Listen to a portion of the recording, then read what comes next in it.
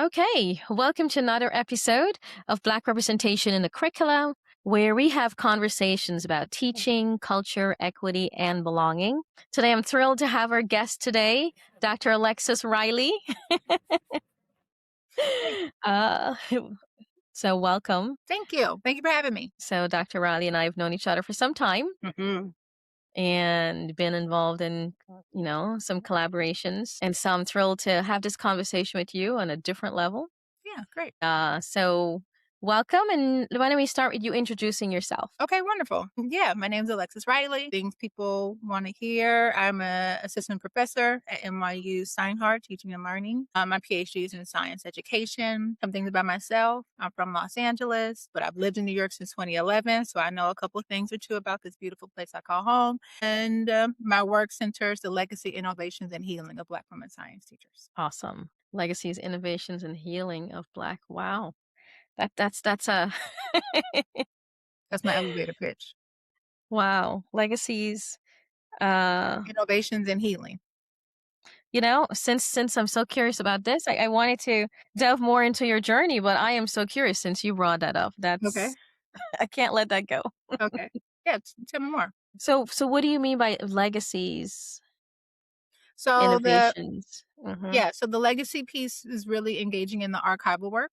So the doctoral work, and I've continued on with trying to make sense of what have been the pedagogical pursuits of Black women teachers in this country since its inception, and then trying to figure out in what ways those pursuits resonate with Black women science teachers today. So really Mm, considering pedagogical frameworks such as womanist pedagogy, which made sense of how exemplary Black women teachers engaged in teaching, their ideology about the teaching, how they may have shifted the curriculum, but bringing that legacy, that long storied narrative about what we have always brought to the field of education, trying to bring that to Black women science teachers and sort of asking them, in what ways does this fit, not fit? Does this feel like something that you intended to do, something that you are doing in your classroom? Just to really allow for and help us make sense of, do we feel like we are in this legacy of what Black women teachers have always done in America in terms of how we mhm, have taught Black children in particular, of course.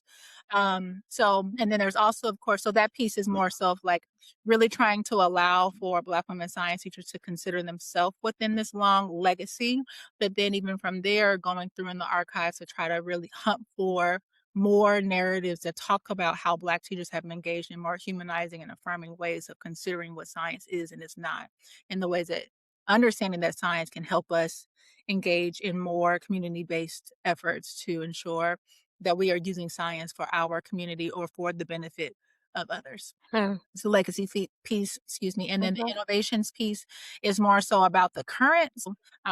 In my work with talking with Black women science teachers, I began to understand that we are very innovative in the ways that we consider how to use frameworks like culturally relevant pedagogy mhm, in our science classrooms. And we're innovative in that our peers, so maybe at our school sites, are not as willing to engage in these sort of pedagogical pursuits. So really trying to make sense of what is it, one piece of the work is, or that's the healing piece. So in terms of innovations, it's like, what are those curricular shifts, those ideological shifts that we bring to science education that maybe is not how we were taught science, but it's how we envision science could be, breath, like the way we could breathe, smell, and taste science, and bring mm, it back to the classroom. So that innovations piece is trying to be held within the framework entitled Historically Relevant Science Pedagogy for what mhm. those innovations have felt like and what they could look like in offering to the larger field. And then the healing piece is all of that work is very exhausting. That work is exhausting. That work can Very. be siloing. And Mhm, so, because that work can be siloing, what might it look like for us to come together to one, acknowledge what it feels like, to two, really come together in affinity, and to laugh with each other, to vent with one another, to build with one another, mm, and to try to make sense of like if there were parts of us that we negotiated in order to become Black women science teachers and to survive in our classrooms or to survive outside of our classrooms, how can we put those puzzle pieces together? How could learning this history help us look in the mirror and have some actual, some fortitude about ourselves or some honor about ourselves? Or what mhm, are some ways that we could practice self-healing techniques in sister circles together? What are ways of just being in that space and just having a little moment with one another? How does that allow us just to have have a moment of peace, right? So Right. that's the healing piece. So the legacy is thinking about the historical narratives, the historical pursuits, and teaching children the innovations is what that might look like in some more tangible ways today, especially given that politically we've always been teetering on what's happening in the past, but really trying to make sense of what's happening in the current. And then the healing is really trying to bring us together and focus on the human that is the Black woman science teacher. How can we ensure that she also has some space to breathe and to decide if she wants to do this or not, but to do that with amongst affinity spaces with Black women science teachers. Wow. Wow, such important work. Now, I think about, even the legacy aspect. I think it'll be very difficult for many to grasp that we do have a legacy. But it's amazing delving more and more to the history, how rich that legacy out, how much, so much of it is left out. Mm, And that legacy, it's really, I'm intentionally saying this because that legacy is really important for everyone to know mhm, because you're not going to find out the truth without truly understanding that legacy mhm, because that legacy has been intentionally buried, right? That legacy has been intentionally buried because we're a society that's always favored symbolism above the truth. mhm.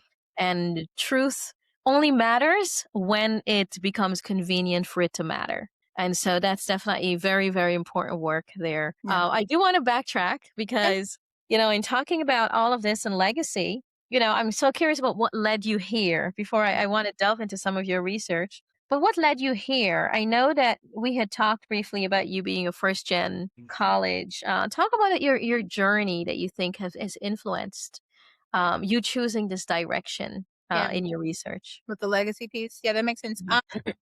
To your point, yes, I am a first gen college student, which means, I'm a girl from South Central Los Angeles, which also means that college for me, my parents, my grandparents, my aunts, the whole thing was like, you go to college. Like, you're going to be the one to go do it. And I was like, all right, great. Oh, I went and I did, and, I worked really hard. And then I went and did the college thing. But then it also means like, I achieved my life dream at 22. So Right. I didn't know what else. They didn't give a roadmap after that. They just said, go to college. And I said, boom, bam, got it. And We honestly, got the I'm rest. sure my family and parents would have been just fine with just like, "Oh, okay, well, thanks for doing the thing, now go live a happy life." But I didn't know what to do after college. Hmm. So, and I didn't have a plan because no one was telling me what to do. There we go. There was this lady walking around talking about Teach for America. So then I said, "Oh, what's that?" Because I also didn't know what a master's was. I sincerely didn't Hmm. understand what a master's degree, what the function of it was.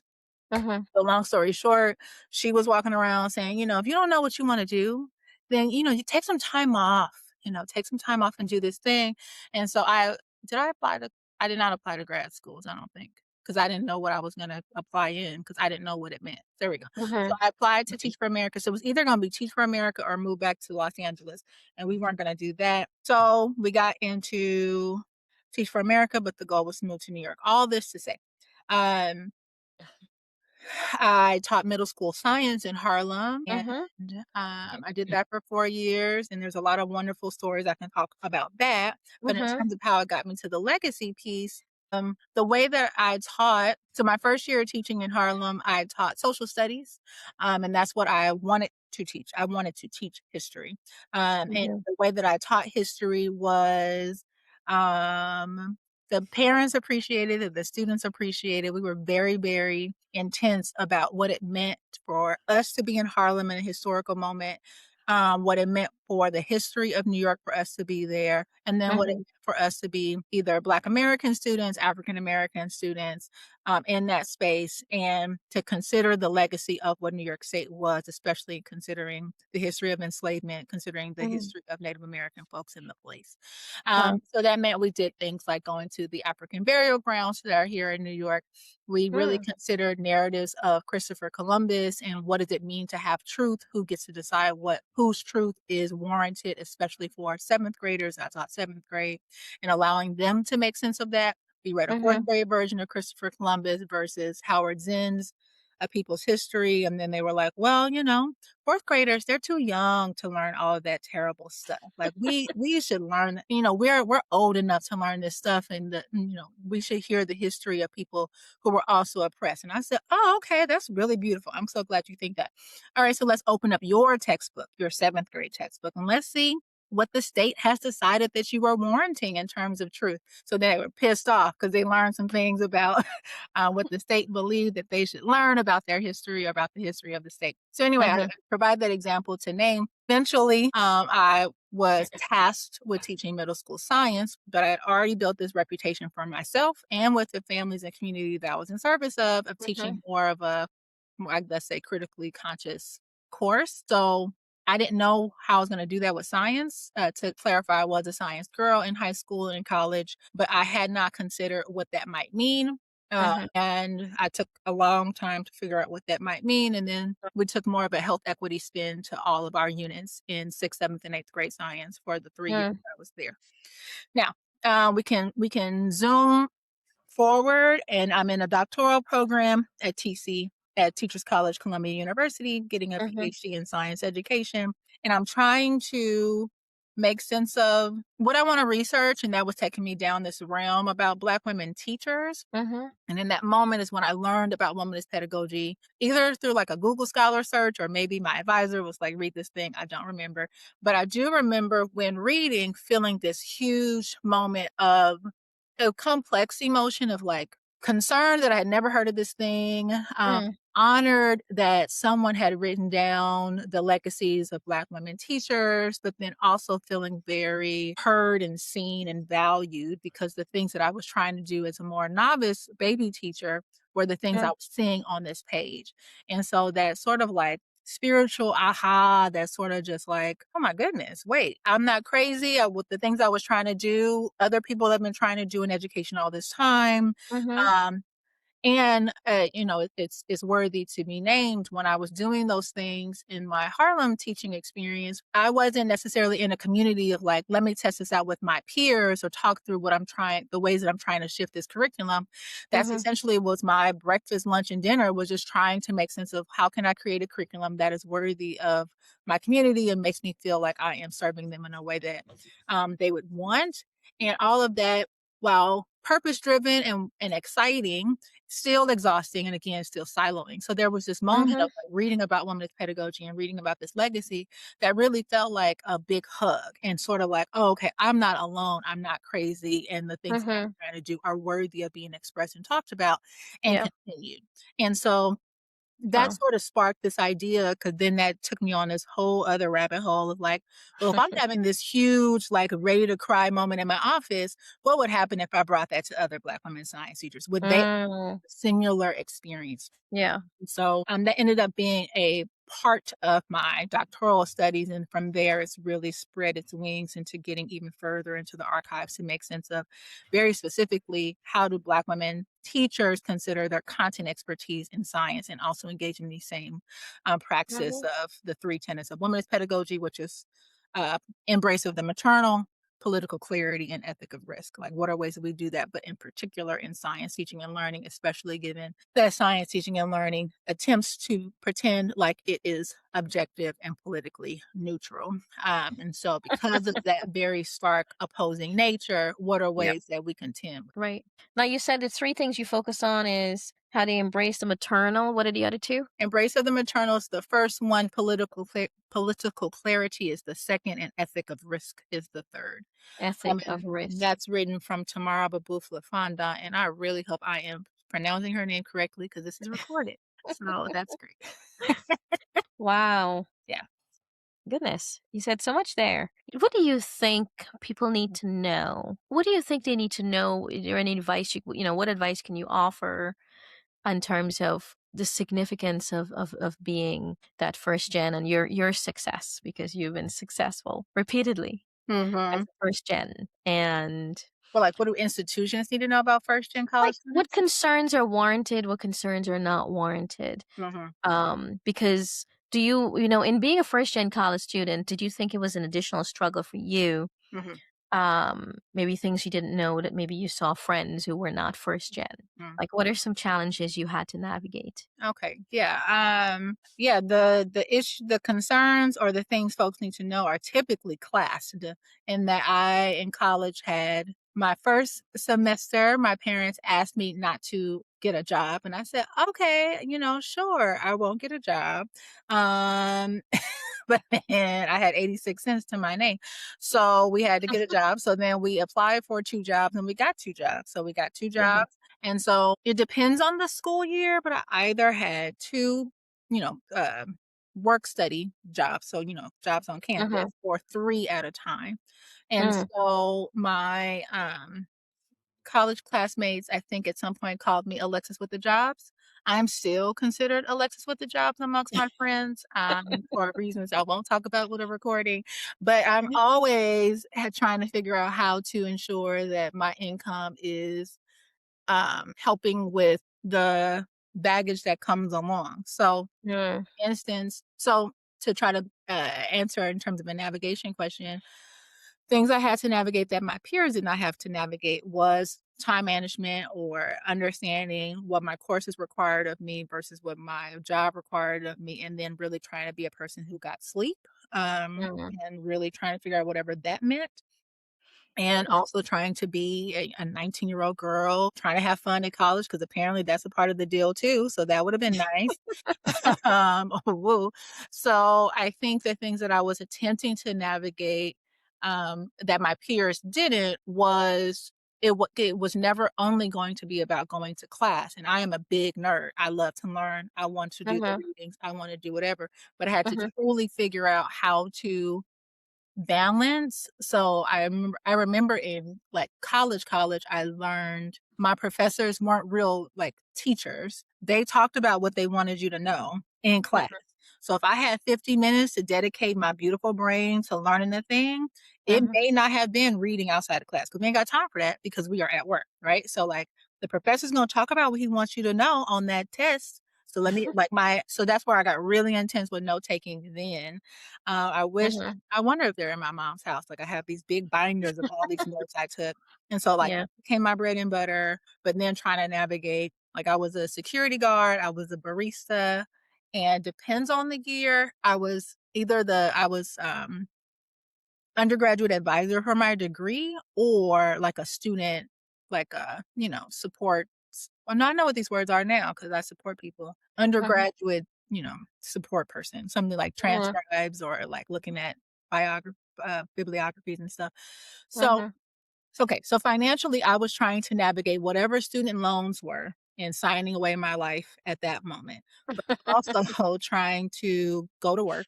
So I was going mhm, to work and then trying to go to class and knowing that grades matter, but didn't know where they were going to lead me. mhm, And then also I did a lot of, trying to talk to professors or grad students at the time. I mhm, knew I didn't understand what was coming next, but I also knew I didn't understand the purpose of, like, what people do with these degrees. So I spent mhm, some time, like, asking people to go to coffee or if I worked for them, like, "What do you do in your job?" That kinda thing.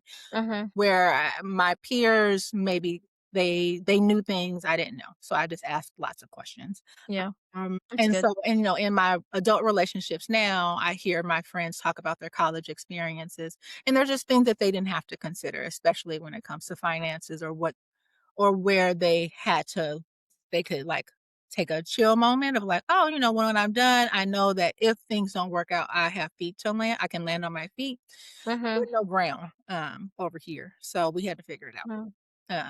I think Wow. that's my answer to your question. Wow. Yeah, the finances thing I can completely understand and relate to. Yeah. Think, growing up poor, we're always concerned about the finances. I remember one day, and I think I wrote about that in my book. I don't remember. I remember one day that, um, I was out of money, and at Barnard we had this emergency fund thing, and I remember I borrowed $500, and I was so focused on paying it back Mhm, because owing someone $500 mhm, seemed like, that's one thing you don't do. You don't want to owe or be indebted. mhm, And I think to my detriment, I worked myself just to pay off that $500. And I remember getting rid of that promissory note, and it was, um, and it's amazing. We really need to teach our kids about money and how to think about money, Well, in yeah. a healthy way. Mhm. S- uh, you know, wow, yeah. So it just reminded me of that. Yeah. Yeah, and I think and to your point, I think poor folks know about money. Mhm. We know what it is to not have it. We know what it is to have Yeah. it. But I also like in terms of, my understanding of the more original question is, like, institutions are not willing to support in a way that allows for us to have a healthy relationship with money because Mhm. it always feels like, or it always is some version of a deficit. Um, Mhm. Yeah. so Absolutely. I don't know that me learning more about money would have helped me not have it. Yeah, I guess it depends on what you learn about it, right? I mean, there are Mhm, things that I'm thinking now that I have a son, with things that I want to show him about it. And even with mhm, me trying to take, life's goals to the next level, realizing I need to unlearn some ways of thinking about it that was based mhm, on perhaps my own desperation, right? And things I need to let go of. But you mentioned that one of the ways you've integrated your work with science is looking at health equity. Been one of the things that has been on my mind lately because I really do believe that we need to urgently really have more Black doctors. mhm, Because it's interesting. I'm gonna apply some of what I've learned in creating my book, to what I believe is not only happening now and it'll continue happening more and more. Usually, I don't say these things before they happen, at the risk of sounding crazy, but I think when you hit a certain age, you don't really care. mhm, And I think I'm at that age. But I think that, from looking at individual anecdotes, the situation will get worse for us, in terms of the health disparities, because the more we report these numbers, I think they have two effects. For those who want to make sure they continue to exist, there's going to be a push on the individual level to make sure that we don't have doctors and that, Black people don't become doctors. mhm, Um, and I think we're gonna see that compounded more and more, into what it means, into more deaths for us. And it's going to compound more and more because people often don't associate individual acts of, let's just say, hampering someone from going to med school or hampering someone who is in, um, residency learning about med school. People don't see that as killing Black people, right? mhm, But if you have that happening a million times, it's not like, not well, I don't know that they could say there's a million of us in med school. But let's just say if that happens a million times because repeatedly, and then we drop out.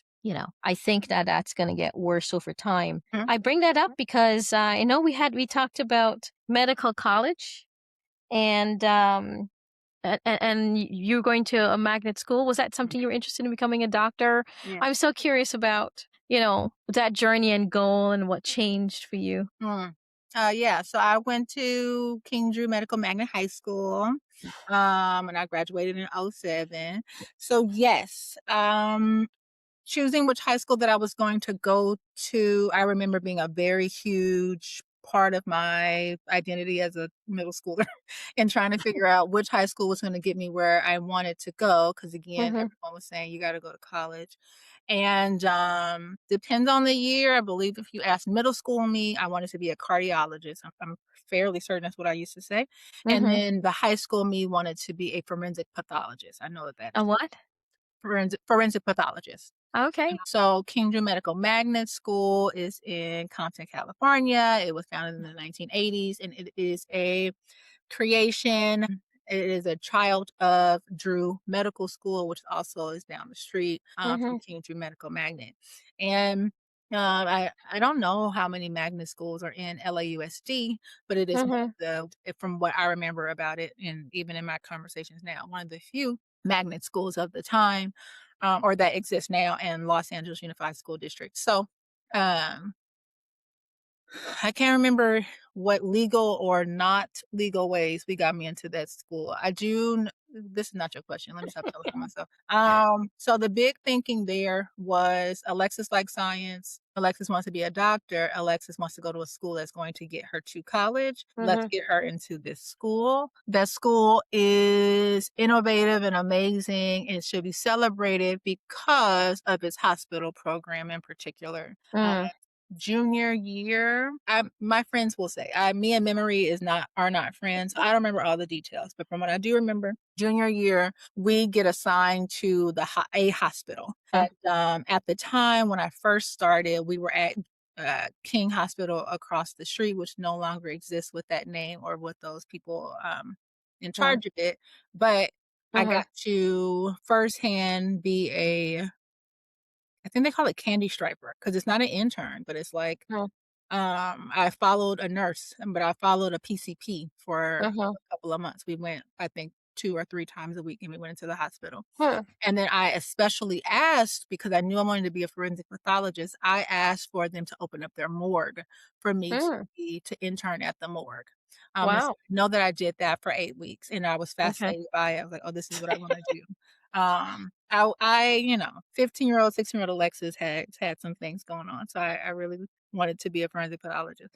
And then I know when King Hospital was having the controversies that led to its closing, we started to be bused over to UCLA. And then I was an intern. I followed a nurse all day. Like Mm. it was very, very intense. And they entrusted me to do things I don't know what's on the King Drew requirement list. I was pulling things out of humans. There were code blues. I knew the codes. I knew how to move. I was asked to do things I don't know that I was supposed to be in there doing because I was in the ICU at Mhm. UCLA. And I don't remember if I went anywhere after that, so maybe I was only at the ICU with UCLA. Mm. So that allowed for us in that program and also, King Drew Medical Magnet has a high amount of AP courses. So we also took those. Mm. We have a wonderful humanities department as well. So we weren't teetered off and only to one area. So it was a very Mhm. balanced place as well. Um, so when it got time for we had and have a very amazing college counselor in Miss Golden who had these programs to allow for folks to make sense of what college could be for them but also to counsel our peers, which allow for Mhm. me as somebody in that position to better Mhm. understand the options, especially in California, of Mhm. what college could be. Okay, so I was a chemistry major. I was a chemistry girl. I did well in chemistry. I did well in AP Chem. Um, Mhm. and we got into college as a chemistry major. The question is why did I not get an MD? What made you switch out of, I'm guessing, were you pre-med in college? No, I was a chemistry major. So Oh, okay. let's see. We didn't make it far with chemistry because one, I went to take the course and it was over enrolled. Mhm. Walked in, there was kids sitting on the floor, and I said, "Why they sitting on the floor? I don't know that I want to do that." And then I chose not to take that course. I said I would take it in spring. But even with that, I remember going to my first year. We had what's the quick version of this story or the parts that I remember? I Mhm. know that we had these like freshman courses to better help you understand the brevity at which you could Mhm. engage in any Make choices. your Mhm. choices that you had. And I remember having a moment to myself and asking myself if I still wanted to have a definitive answer at the end of the day with my degree. Mhm. And maybe I took an anthro course. I think that's what it was. Cause yeah, I think first semester I took an anthropology course and the way that they got to ask questions felt more interesting than what I was doing as an AP chemistry person.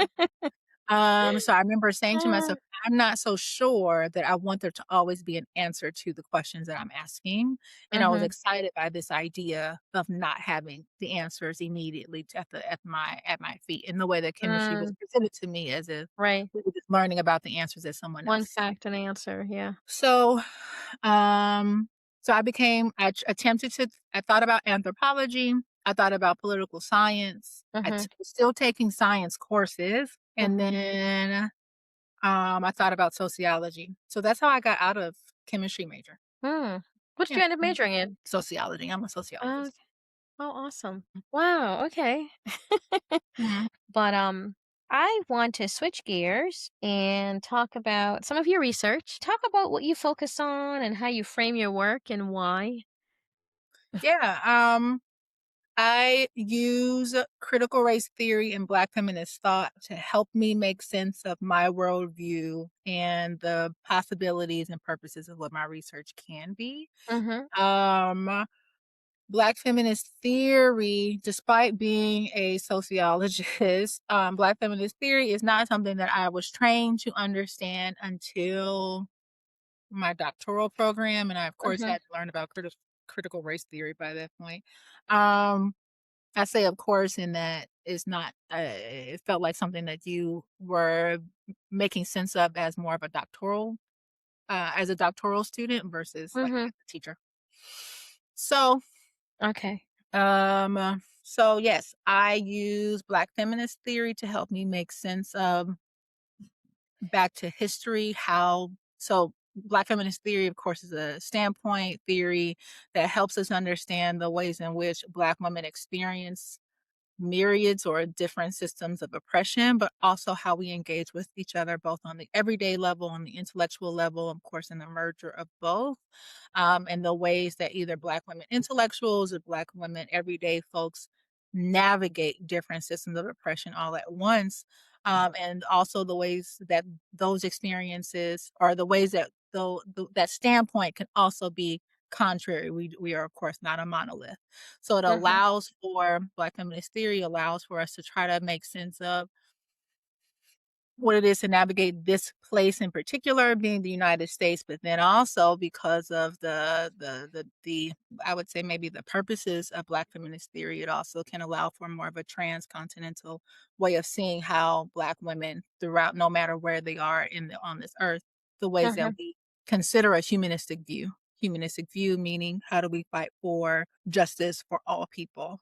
mhm, And you know, so Black feminist theory, of course, is different than feminist theory in that it is not a single axis issue, really trying mm, to make sense of or trying to behold the various ways that different systems of oppression impact all of us, mhm. refusing to ignore the multiple selves that we bring to a space.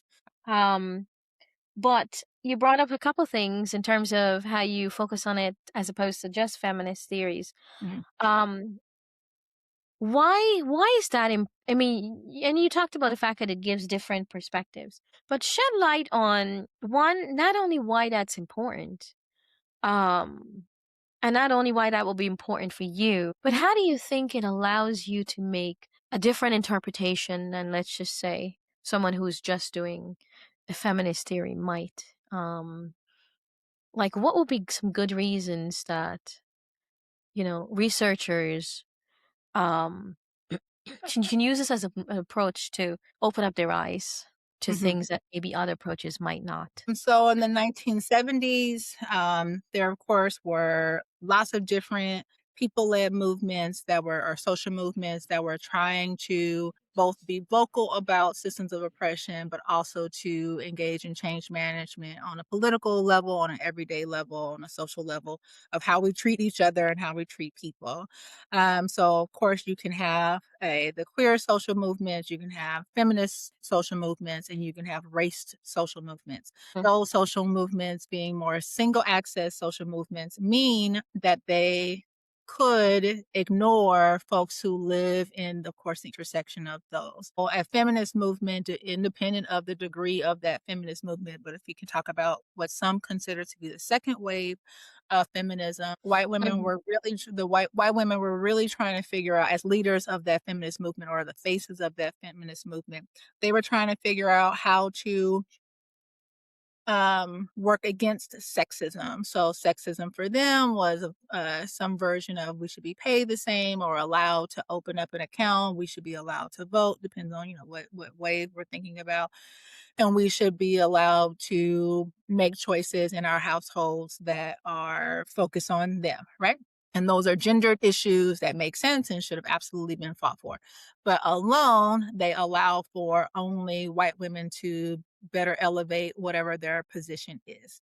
Mhm. So Black women in those spaces were also trying to bring light to queer social movements, to race social movements, and feminist movements or feminist leaders of the time because their vision was on themselves or because their vision was single focused.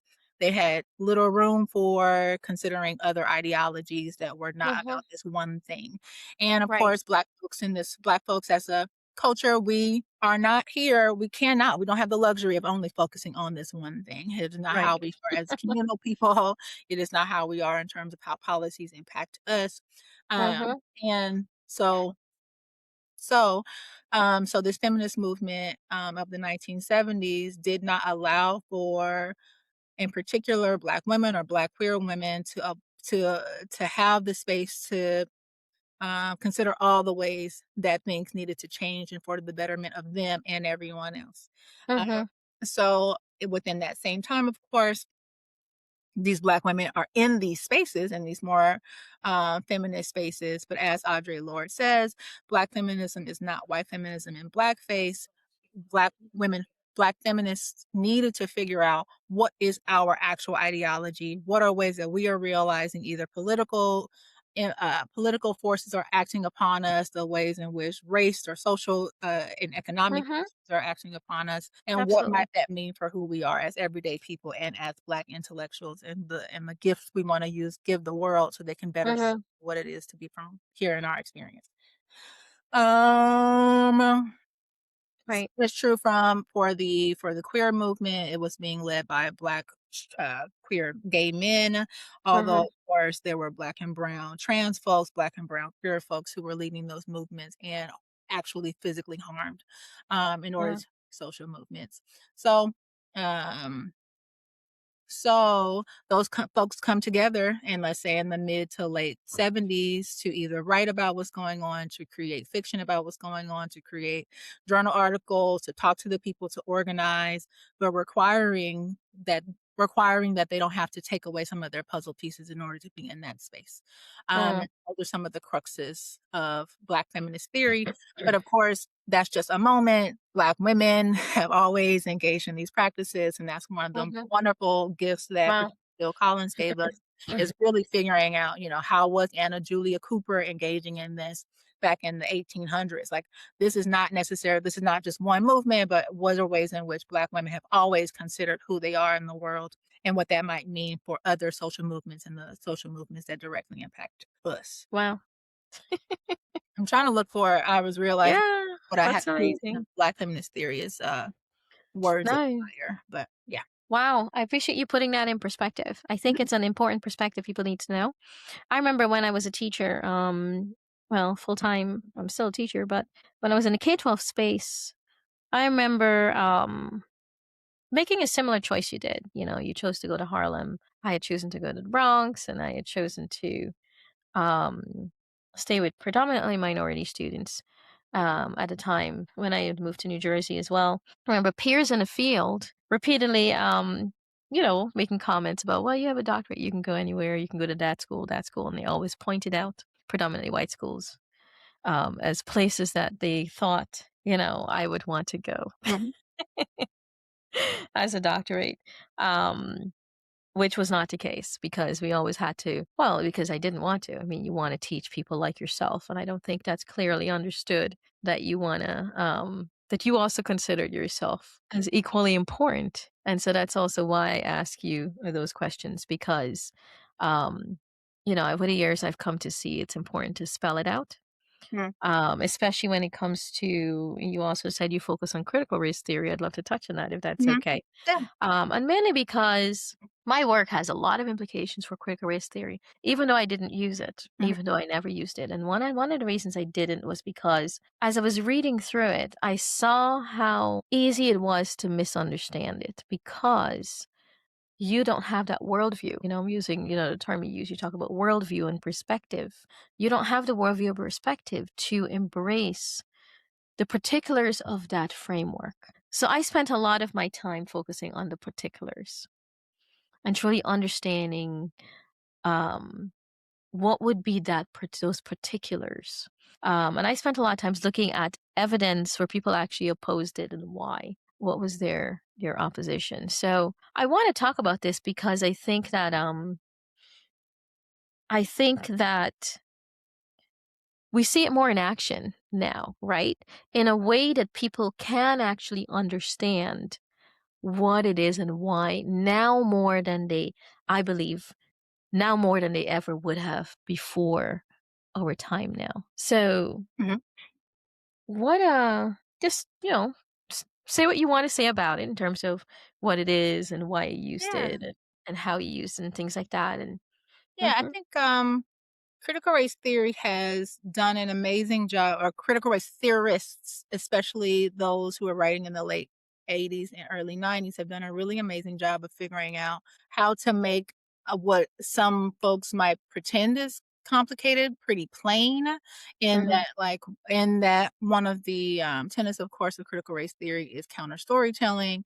And I think that I don't think that folks don't, understand what critical race theory is, especially if you are a Black person in this country, because you experience one of the first things that Black critical race theorists help us to see, which is that racism is embedded in the fabric of this country. They didn't necessarily need to have, there didn't need to be pamphlets passed out to Black folks to understand that piece. hmm The thing that, I found when I was a doctoral student learning about critical race theory that was pretty poignant was I was learning about these tenets of critical race theory, but then when I was understanding the definitions or the ways they work in the world or the ways that they work in particular in education, I was like, well, yeah, that's called my lived experience. My hmm grandfather could talk about this thing. My grandmother, my aunts Right. were talking about this thing. They just weren't using these vocabulary words because those vocabulary words don't help them solve the problem. They're trying to solve the problem. We're too busy, being oppressed to talk about the oppression.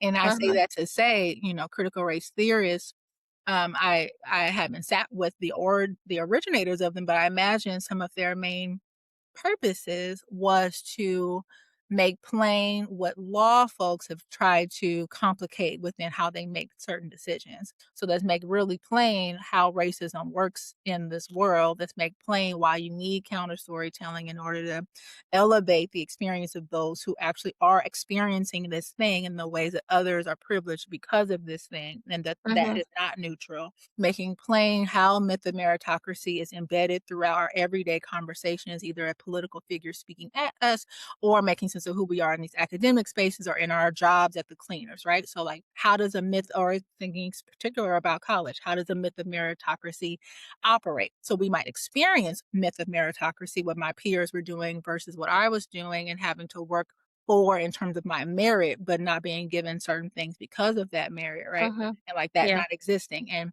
knowing, because of the household that I was raised in, that that was not necessarily a game that I needed to play or was ever going to win. So I think that critical race theorists have done an excellent job of explaining how this country works from a law standpoint, and then folks like Gloria Laston Billings have helped us better understand how that also works within education.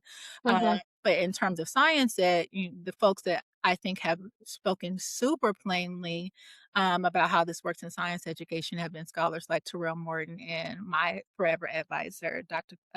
Felicia Mensa, to really help Mhm. us make sense of property value in science and how that culture infiltrates science throughout and impacts who is excluded from science and who has the Mhm. privileges of being able to use it, and to have a science identity. So, um, I think that's my response. Wow. Yeah. Wow. Do you okay, before I ask you this question, it's amazing because you talked about counter storytelling, and that's one of the things that struck me, when I was doing my doctoral work. I heard some criticisms related to oh, where they want to create counter narratives or counter stories Mhm. and so it really kept my wheels turning a lot because it made it look as if the goal to create counter stories was exceptional, right? And so that's also what led me down the road of trying to understand, narratives and how it shapes ideas. And it's really brought me full circle to really understanding that one of the the power of the counter story Mhm. is realizing that our Western, ideologists have spent a great deal of time creating counter stories to things that have actually happened. And so that's also one of the reasons I'm doing this podcast. Like one of my last guests talked about pellagra, the pellagra pandemic that was a narrative based on something that actually happened in the US. Mhm. And that was going on since the 1940s, Mhm. but that was purposefully hidden from the population because it became political and there was a lot of fight to really try to hide it. Mhm. Um, from the population so that they don't know that this level of irresponsibility was Mhm. happening, right? Mhm. That level of politics. Um, and it helped me to see that, our Western culture here and our white culture is intentional about creating counter narratives, um, to counter narratives against whatever is happening. Of course, it's hard to do it now because we're living some of the things that they've tried to create counter narratives for, right? Um, can't really hide much anymore. But yeah, I wanted to point that out because, it's one of the things that has really led me down this road to focusing on what are the histories and the narratives and the histories, Mhm. that will allow us to see things differently. I'm But I wondering, notice you're thinking. I'm wondering if when you're talking about counter narratives and the ways that pellagra was either not talked about or given a different view or a more sanitized view, although it was very unsanitary, or if you're talking about like misinformation or disinformation versus counter narratives. Because my understanding of counter narratives is like there is a narrative about, let's if we could talk about teachers, there are Uh-huh, narratives or research about what a teacher is, right? And that uh-huh, teacher, if you even if you don't use positionalities to express who the teacher is, that idea would, let's say, for our current state of mind, would be a white woman, right? So uh-huh, that is the normalized hegemonic way of thinking about specifically this is what that figure is in all of our minds. A counter narrative would be something that is not that is really trying to another narrative that could also give a different view or share another standpoint or oppositional standpoint to what that white woman teacher's ideologies are, right? So if you uh-huh, provide a counter narrative, then you're making sense of how someone else who has a different history, a different worldview, a different way of engaging, how they might experience the same thing or how their worldview might impact what their teaching is. But uh-huh, from what I'm hearing about like pellagra, of course, is a poverty and is a class and race issue. But to talk about the state sanctioned I don't know, just like ignoring of people or just like really not caring about poor folks at all is how something like pellagra is actually able to start and then be maintained for as long as it was maintained. uh-huh. Silencing that story to me would be disinformation or misinformation, which is heavily present in the way that our media is allowed to not talk about what's happening in terms of health equity now. So I was wondering Right. if you're like talking about counter narratives as like spreading misinformation. Mhm. That feels different than what I'm talking about when I talk about counter. I'm glad you brought that up, Mhm. because there are a lot of differences. Oftentimes, when I think of counter narratives as well, I think about narratives that actually replace those narratives. Oftentimes, they are representing some form of symbolism, right? And it'll often be replaced. So, I love this conversation because you're correcting me as well, and allowing me to think of things differently. Mhm, One of the ways I think about counter narratives too mhm, are thinking about the narratives that we may not think that is replacing other narratives. Such as, let me talk about how what good people we are, right? Let me talk about the importance of capitalism mhm, and the idealism of capitalism without really focusing on the specifics that are happening within. And I'm guessing you would call that misinformation, mhm, right? This in terms of redirecting and things like that. mhm, What I focus on, what I focus on, rather than I don't focus on the labeling of it at all, and mhm, that's okay. It's okay to label it, but I focus on um, what are those narratives that people need to understand, in order to change how they frame and change and add to the context they need to get to the truth, right? Because a lot of times people are coming to conclusions Mhm, without the particulars that they need mhm, to form a a better judgment, mhm, right? And oftentimes I feel like one of the reasons I look at it that way is because no matter who we are as well, come to realize that no matter who we are, no matter what race, the way we focus on how we use a framework differs depending on whether or not we focus on the role of symbolism and the importance of symbolism.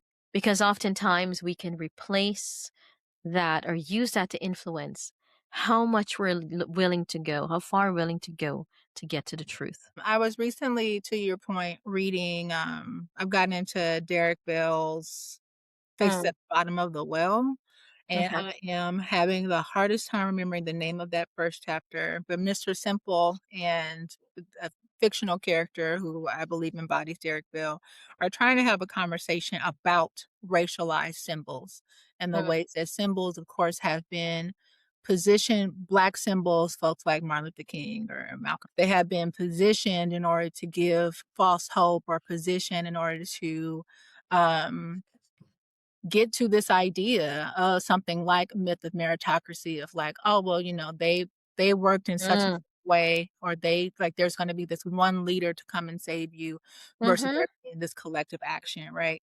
And Right. so those symbols have a purpose. Those Yep. symbols can help people who are generationally oppressed, really help them find hope for something. And Mm-hmm. also those symbols can be vehicles to silence and to distract and to not Manipulate. allow for, yeah, to manipulate in a way that is like, well, if I just do this 1, 2, 3 thing, then I'm gonna Mm-hmm. finally make it to this mountaintop, not realizing that the mountaintop is a facade, or realizing that the mountaintop is a facade. But now I know that it's a facade. What do I do now? Because I live in this Right. terrible place. So where do I go from there? So Right. I think there is something to symbols being more than complex, but it being, a way to both propel us, and us for me as Black folks, to help us, like, see where we wanna go, especially when the images that we're given can be so um, Mm-hmm. dehumanizing, but Right. also can be easily manipulated, especially with the way that our social norms or media productions allow for us to be manipulated in certain ways. But I Yeah. think also, something that Black folks have always done is considered our everyday lived experiences, trying to make sense of the power that we do have, the power that we don't have, and Mm-hmm. sometimes how to survive every day, and sometimes how to thrive in certain systems. Mm-hmm.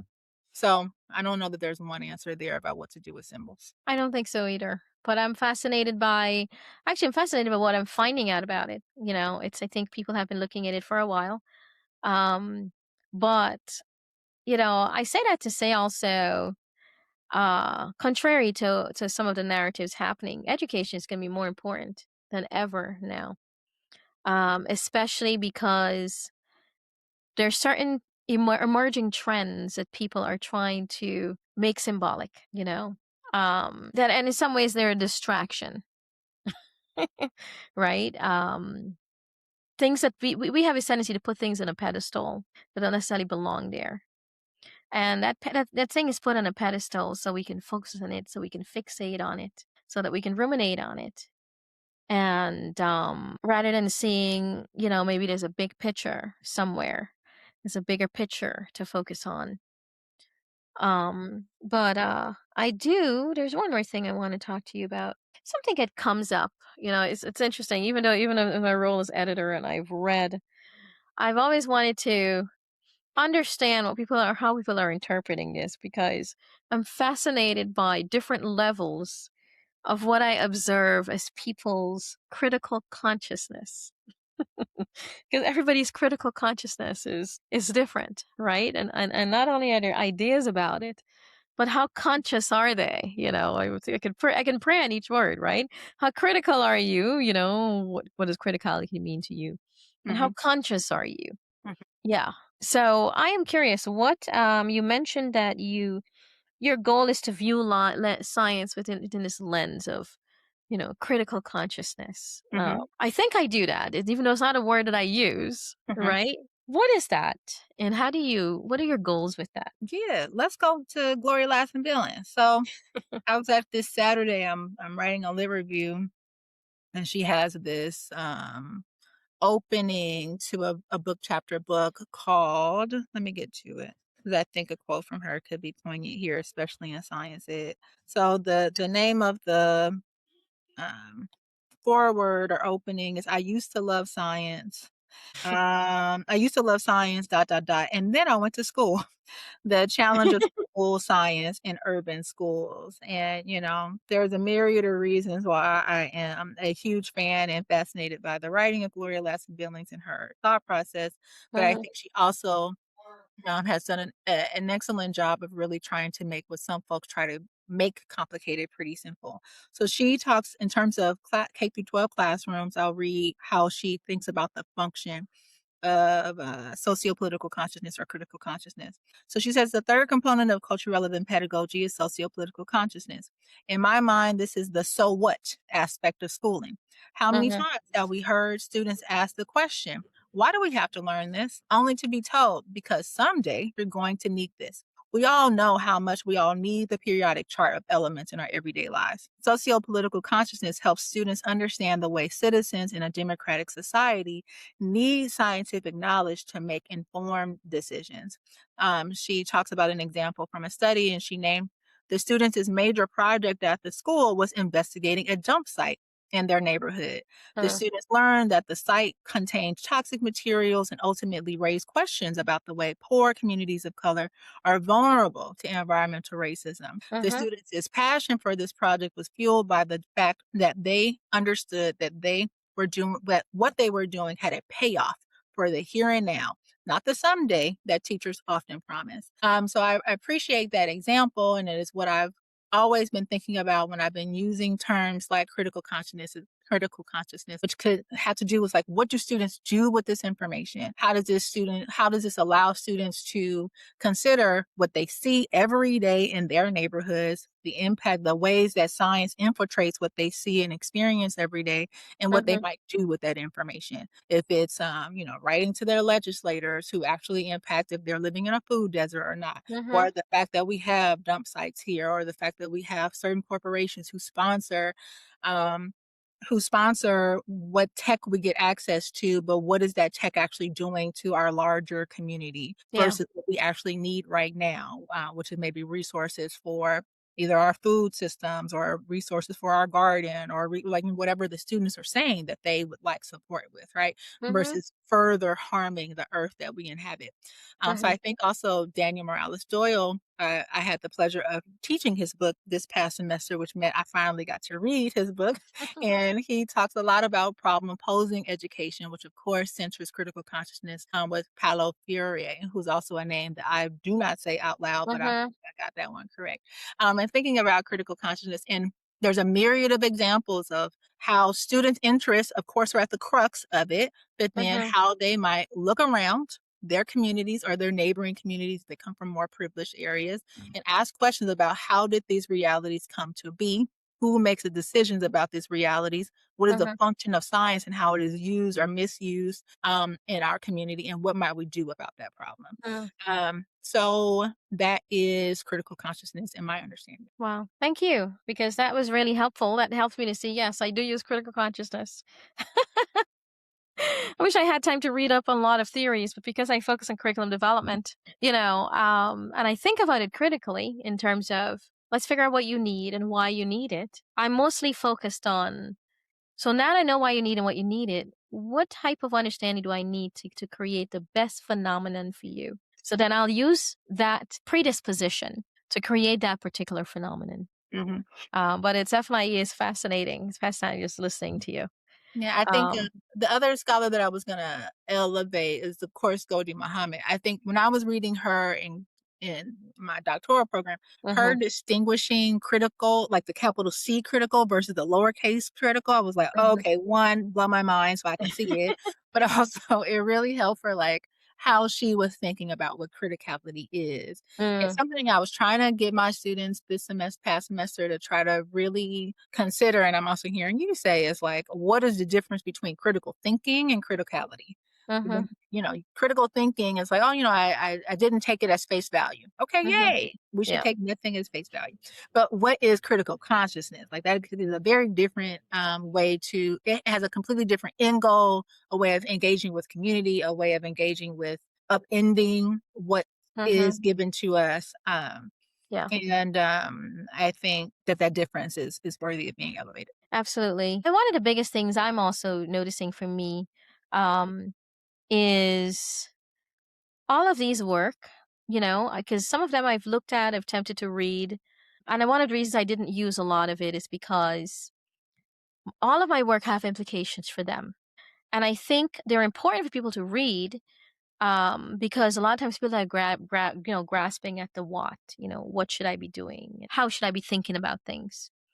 Because I'm already there with a lot of this and my focus is different, I have to figure out what gets me there. And so the knowing what for now doesn't get me there as much. I'll give you an example. Recently creating this curriculum, have this, that I implemented with homeschoolers. And having them, experiencing such an amazing joy to the point where they kept telling us they didn't want us to end, they didn't want us to end. Can we, stuff like that. I knew we got there because of that. But I wouldn't have been able to get there because of, using some specific theories. However, the beautiful thing is, and I know I've been criticized for not using, as much of our supporting work, but now I can because it's what we've all been talking about. It's what all our predispositions are about. And so I'm excited to, delve into them. I've really started delving into them, and you'll see me using more and more of them because all my work has implications for that. But I want to focus on on the curriculum development aspect. Because I don't think they're not too many of our spaces are focusing on the curriculum development aspect. So what I've started doing is I would create a curriculum, implement it, and then invite some scholars to talk about what happened here, Mhm. in a way that we can translate it for our scholarly work. Yeah, Um, I'm appreciating that because I had 2 thoughts as you were talking, and one of them is, like, none of it matters if it doesn't impact the communities we're in service of. Because also what I'm hearing you say is, the goal is that the babies, when they walked away, are feeling like, "Oh, this is something I want to continue and want to pursue more," and that if the work is not impacting them, then none of it matters, and so I was appreciating that, and I was thinking about there we go, historically relevant science pedagogy, which is the frame that I developed while listening to other Black women science teachers. And what you're saying here about curriculum development is why it was super necessary for me to figure out both, like what are the curricular shifts that inhabit mhm, critical consciousness, but also what are the ideologies that we bring to the work? Because right. nothing matters. That curriculum with that sheet on that paper means nothing to a teacher if you can Mhm, have the most conscious, whatever thing on the sheet of paper, but if you don't believe in kids or if you're not considering whatever your pedagogical pursuits are, then that sheet of paper is just a sheet of paper. And it may absolutely. also not matter to students if the curriculum does not or the framework does not allow you to break open curriculum in order to hear the 30 kids sitting in front of you. And Mhm, what are they interested in and how might you shift that phenomena to really meet their needs or meet their interests. And mhm, while still, of course, advancing the big ideas of the discipline. But it right. was one of my big ahas of like, if I'm gonna have this arm of my work, which is the innovations piece that is about curriculum, it cannot just be about the curriculum development, meaning the sheet of paper, but also like what are the ideologies that come along with it. And Absolutely. Bell Hooks's work, Goldie Muhammad's work, and Gloria Ladson-Billings' work really helped Mhm, me put that together. It is so much more than like what we do, but how we do and the intention of it. And I'm hearing that also in what you're saying. thank you. Thank you. Well, I'm excited about next steps. I'll share with you another time what next steps are. What do you want to? What didn't I ask you that you want to talk about? Oh, um, mhm, mhm, mhm. Sometimes when I do research with folks and I ask them big questions, or I ask them a whole bunch, I ask them a question like this, I now know what that feels like. Mm, Oh, good, good. well, And usually I ask instead, what do you want to leave the audience with? I okay, I can answer that. I wanna leave the audience with, I don't know. The babies are waiting for us to have the conversations with them. They are Mhm, experiencing injustices every day. They know what they're observing, they know what they're seeing, they wanna know that you see it too and help them along. mhm, Um, and so one of the ways that we can support community or a collective gain for us or justice for us is to consider the people around us as we try to make movements, and to not get distracted, mm. but to be with community. Now you reminded me of the question I was gonna ask, and I even wrote it down to make sure I don't forget. Um, but if you wanna add more, that's fine, because the whole goal of this podcast is to understand what do we need, right? What do we need as a population? So, if you think of it in terms of that, what are you thinking? What do we need? I have an unfortunate question back to you, which is who is we? For you, who is we? Black people, black children, Mhm. um I think I don't know what we need. We need everything. We deserve everything. I want for us to, Keisha Ray talks about social determinants of health, particularly for Black women. huh, How no matter how much money we make, we are dying earlier. We are dying earlier than our white counterparts, which allows us to better understand that systems of oppression are literally killing us. Uh, mhm, and that is sure environmental factors, absolutely. And it's literally what this place puts onto our bodies.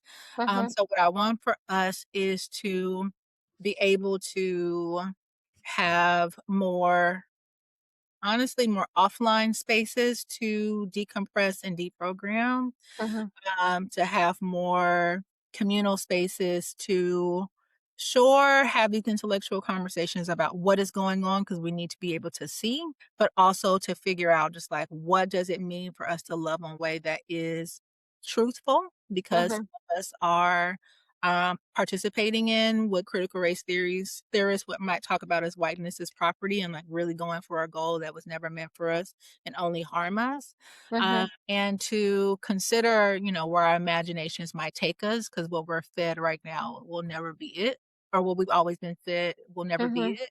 And I think also, like, it's why I look to history. I don't actually believe that this current moment is some particular new grave moment. I think it is with nope, a long understanding of what's always been happening since the absolutely. inception of this space. So knowing that allows for the panic to have a purpose, but the purpose Mhm, to be chaos, but to also look to what happened before and not the narratives that we were given, but speak to our elders about what was going on in terms of what did it really mean to have social movements versus what we saw on TV. right, This very is important. winded. What do we need? We need everything, but we Mhm, need each other and we need community and um we need diverse perspectives within our communities to mhm, better see all the different vantage points that we could bring to come to our collective elevation. And we need absolutely. to read. What's we, that? we need to read, go to the core text. I'm really fascinated by what I read yesterday. It was Derek Bill. Well, I said this already, Faces at the Bottom of the Well, but I read chapter 3. I wish I had the book in front of me, but I left it home so I could Mhm. dive in. Um, We can do this again. Yeah, I think we need to remember what was lost. Cynthia Mhm, Diller will talk to us about remembering what we've learned to forget, who mhm, we are, what we've always been. Sorry, I yeah. got distracted in my No, it's beautiful fine. brain. Um, so I think that we need everything. I don't have an answer for you. That's fine.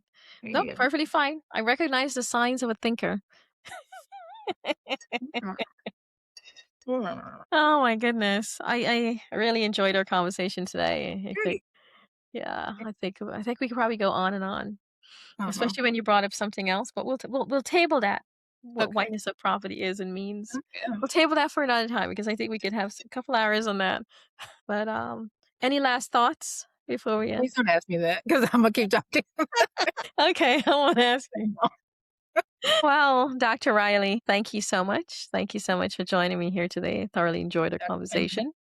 Wonderful. And to everyone, if you like this episode, please like it and please subscribe so you can follow and, be alerted when the next episode is posted. Thank you again. Yay.